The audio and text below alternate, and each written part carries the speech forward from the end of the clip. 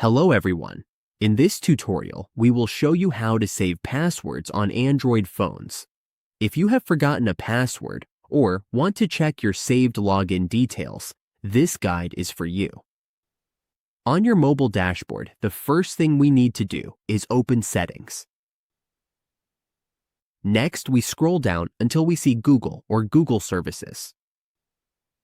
Just tap on that and you will be taken to your Google Services page. Here, you will see Autofill and Google Wallet along with your account name. All you need to do is tap your name, then tap Manage your Google account.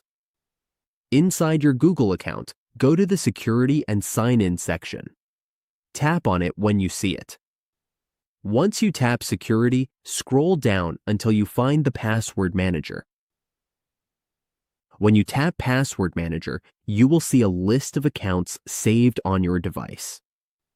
Just tap on any account, and the saved password for that app or website will appear.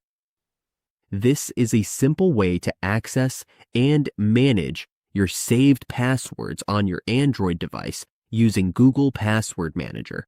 It helps you find your stored login details quickly, so you can easily get back into your accounts whenever you need to. And that's it. Now we know how to save and view passwords on Android phones.